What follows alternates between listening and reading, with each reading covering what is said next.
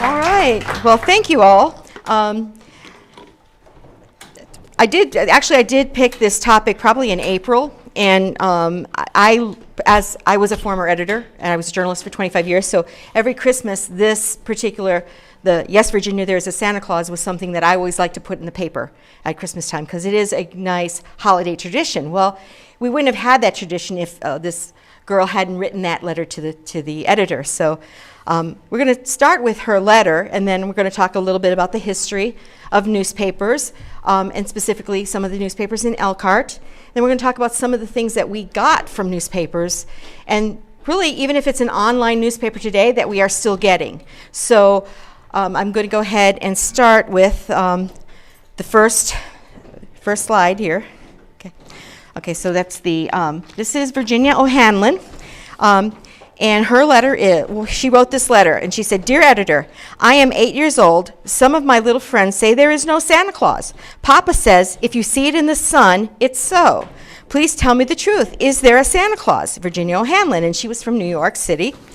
And that letter, a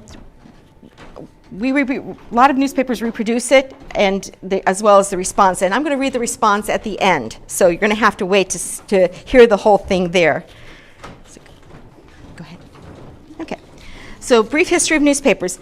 We have to thank Johannes Gutenberg for the printing press, the movable type printing press especially, because prior to that, if there was any news or any information, it was always hand done. So what that caused was hours and hours of tedious labor to reproduce all the characters of that. So with movable type, like the picture you see there, that actually was common in a lot of newspapers fairly well into the 1800s, late 1800s, early 1900s, with the type sets. And sometimes you'll see those in antique stores, the trays with where all the letters were and things like that. That's part of the movable type thing. So 1609 was the first newspaper that came out. And there were mostly, and there was not a lot of newspapers because people were concerned that the opinions that they expressed, because there was no Society of Professional Journalists, there was no journalistic ethics at that time, because newspapers were a new thing. So there was a lot of concern that if they published a newspaper, they could face some persecution. So newspapers were not very prevalent at that time. There were some weeklies that started in 1614. And then in England, 1621 was the first year that it printed its newspaper. So you see it's starting to get a little bit more popularity. And by 1641, you had newspapers printed in almost every country in Europe, every major country, Spain, France, Italy, England, etc. So people began looking to the newspapers at that time for information because they really didn't have a way of finding out what was going on, other than maybe the town crier or the notice that was nailed up to the door, or the house or the church or whatever. So that was kind of, and not everybody could read, so a newspaper was a way also to introduce people to language, a written language and printed language. Next one. Okay, so we're going to move over to here. Benjamin Harris in 1690, he printed the public occurrences, both foreign and domestic, and it had very much political overtones. And a lot of newspapers, even up into the 1800s, had a certain political slant. Hamilton, Alexander Hamilton, and his foes. Aaron Burr. Who was the other one that with the Madison? Yeah, I knew it was an M. I'm looking at her because she knows quite a bit about that. But Madison. So they would have these debates over the Constitution in newspapers, and sometimes rival newspapers. And a lot of times it was not very pleasant. So there was a lot of insults exchanged back and forth. But from 1690, with that first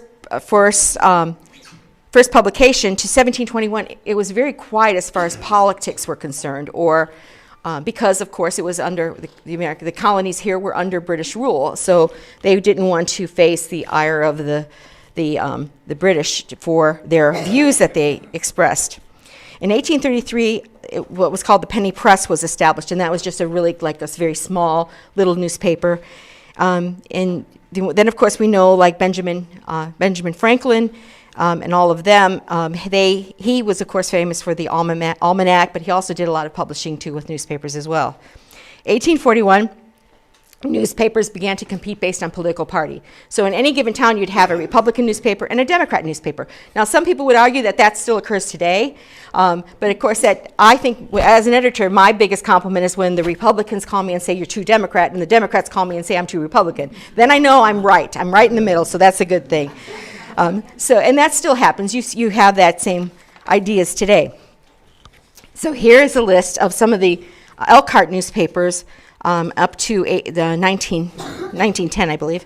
And you can see there's quite a few of them. And of course, today we know that the Elkhart Truth is the only one that is survived from that. And they also do have, there's also others in the other surrounding communities. And of course, now we have radio and we have TV. So there's a lot of opportunities to get the news that way. Okay. So now we're going to talk about what newspapers can do for us and how it's influenced our culture. So newspapers have really become a very reliable source for genealogy. They would basically do the records of the historical records of the community. Who was born, who died, who got married, births, marriages, lifestyle. We can learn about how people lived, what was important to them, fashions, the ads, etc. A lot of the information we know about the Beardsley family also came from newspapers. Like Elizabeth with her flags that she would donate to schools, etc. Marriages, celebrations, like when a city celebrates its 100 years, there's big celebrations in there. So you learn things about people, you learn things about your family, and all of that is kept in records with the newspapers. I mean, I've found, but of course back then too, there weren't always not everybody's birth and death and things like that were noted. There were a lot of times people were missed. My own family, one of my grandfathers was murdered, and there's no story on that in the papers. So that is kind of, it was kind of, if you were important in the community, then you would have some kind of notice or some information about your family in the newspaper. So not everything is in there. However, it's a good start when you're looking for genealogy. So not only do we find out about our ancestors or our community, our people in our community, but we find out also about our own hometown. When I travel, I like to look at the newspapers in the town because I can kind of get a feel for how much art they have, how they appreciate their own history, what's important to them. Do they have stories about education in the paper? Then I know that they're very focused on their children. Do they have a page for the seniors in the community? So then I know that they're looking at that population group. So it was very true in the history of newspapers as well that those kind of things would occur. We find out what happened there, what disasters like the flooding, some of the floods that Elkhart County has experienced. We can find historical record to those. And we have some way of measuring then, in today, by looking back at those newspapers, what occurred. And also the triumphs, like, the youth sports and high school sports when they won the state championships. You find those in there. And, years later, when those players come back or they're looking through the records and they see that again, it kind of helps them relive that. But it's a sense of pride. It's a bragging point. It's a place to show your pride for the community and what has it achieved. And the values. Values are very much reflected in what a newspaper carries within it, and that has always been the case. Just even when we're talking about the political opposites of newspapers, it somehow reflected their values based on what party they lean towards. Sort of like today, we kind of know what values are important in various political thoughts. Okay, so another thing, other than the history and the research and all those kind of important documentation that newspapers have provided over the years, we moved to entertainment. I hope some of you got to see the comic exhibit that we had here over the summer, was last year, I believe. So I did borrow Peanuts.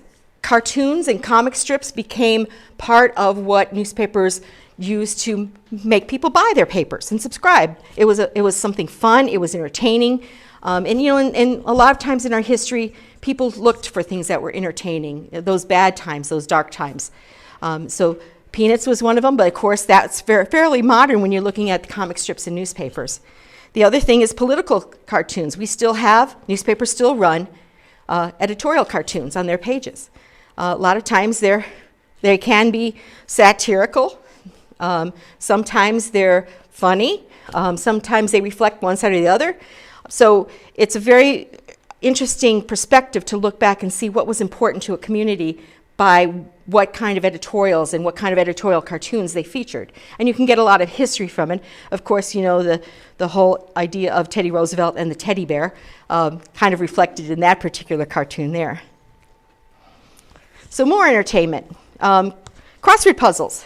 They actually started in 1913. Arthur Wayne was a newspaper publisher. He was in his office and he created some kind of a puzzle, and that's similar to this one. It was called word cross puzzle. Crossword puzzles, though, you know, New York Times is famous for theirs. Many people play it devotedly. They play it every day.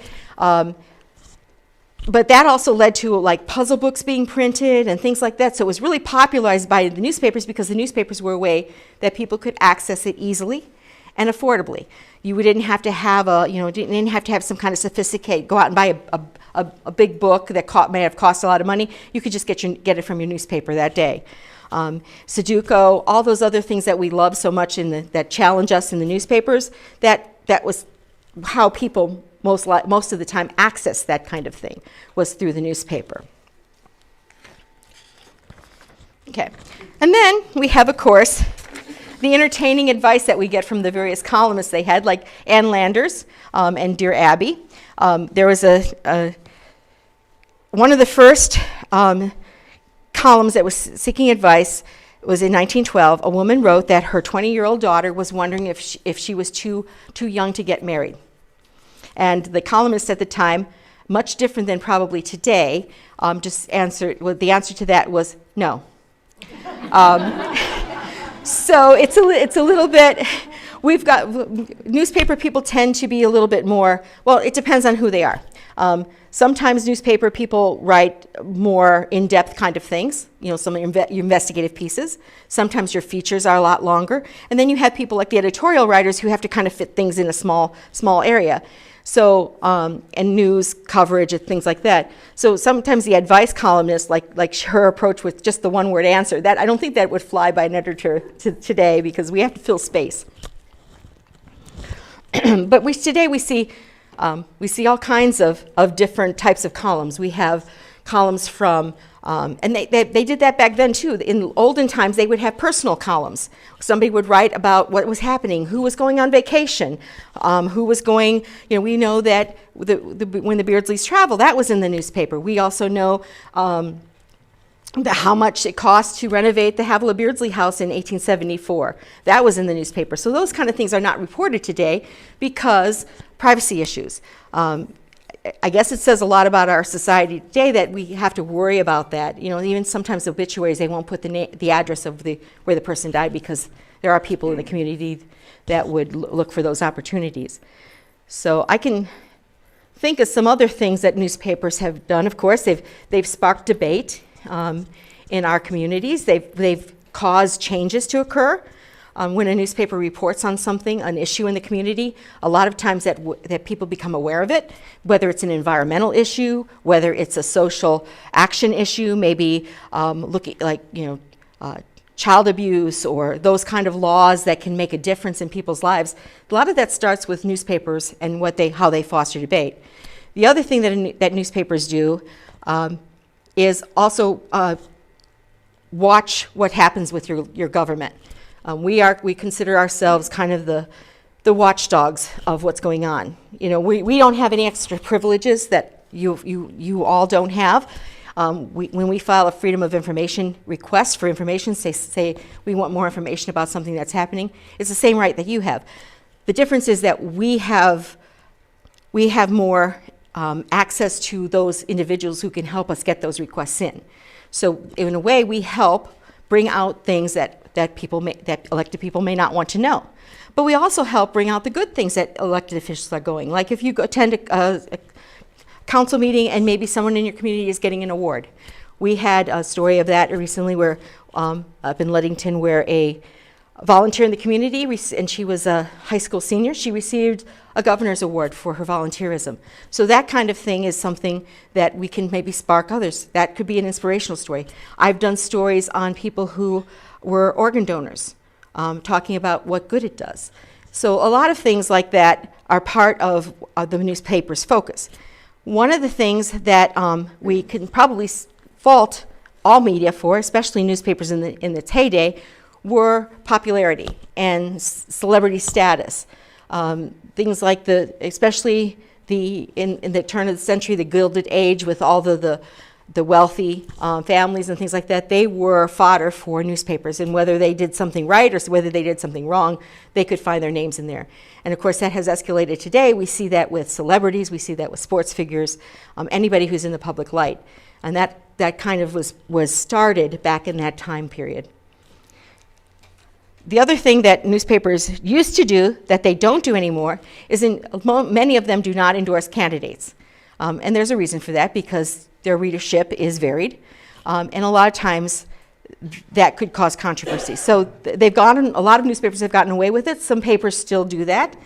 But the idea is that how can newspapers better serve all of our readers and subscribers, as opposed to choosing sides on an issue. Of course, you have to look at your community to decide that. But newspapers, and when I say newspapers, I'm a print journalist. I love the newspaper. I love the tactile feel of the newspaper. I like having with the freshly printed paper when I get the ink on my fingers. I love all that.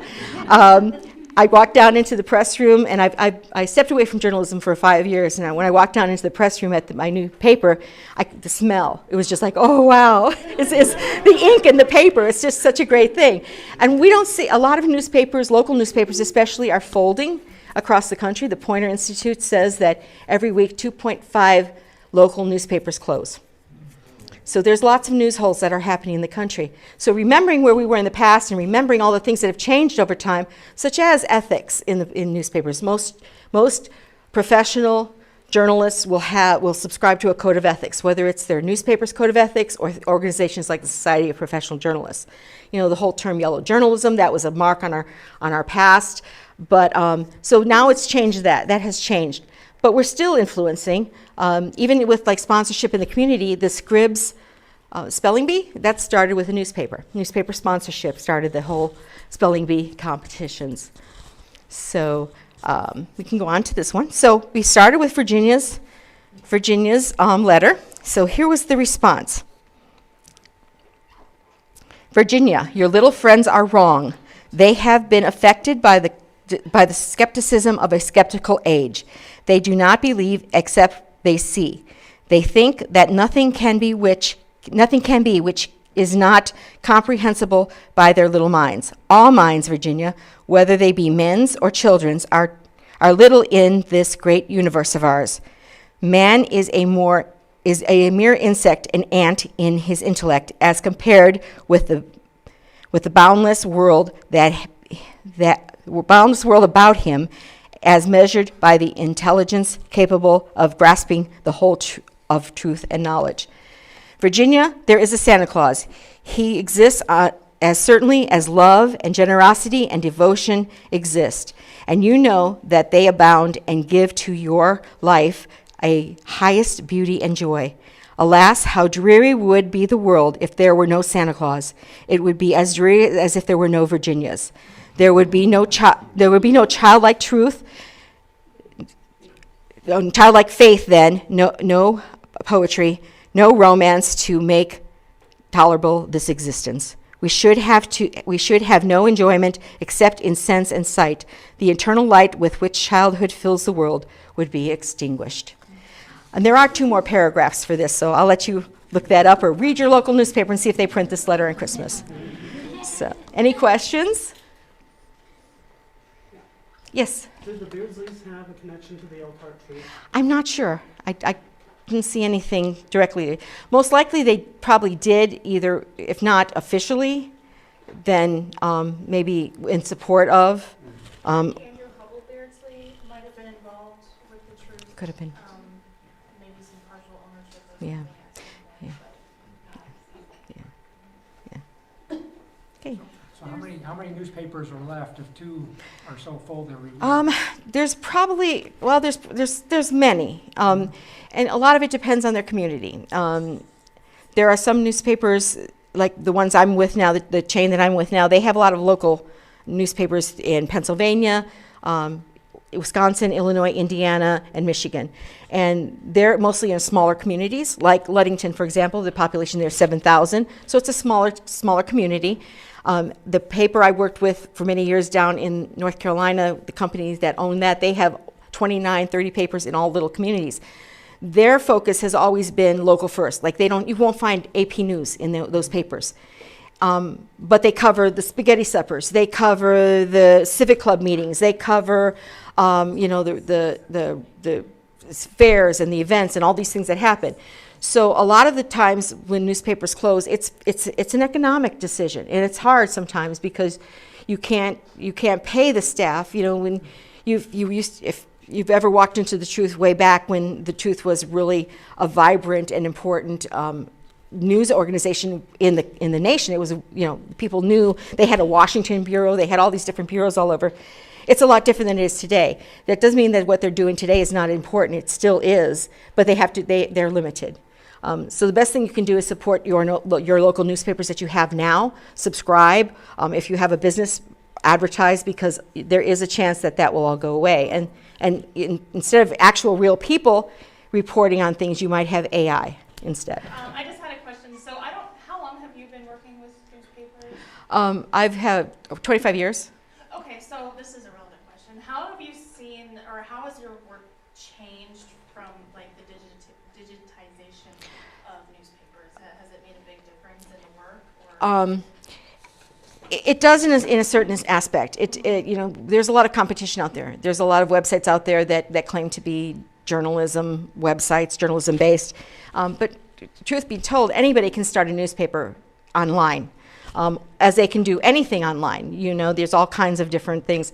I think the emphasis has changed in how we report, and as well as timely reporting. So, we get our stories up online, but we also offer maybe more enhanced versions or more detail offline in the paper.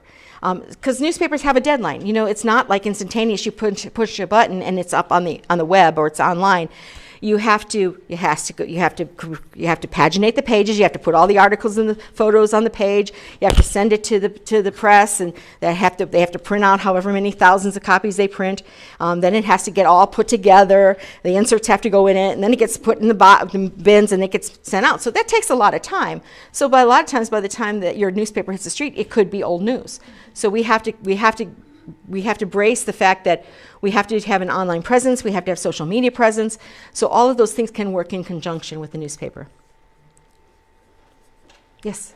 What's your opinion of whether there will be a newspaper, a real newspaper in the future, as opposed to an online? I think there's still, as long as there is support and that there is dedicated people that want to keep doing a newspaper, I think there will be some that survive.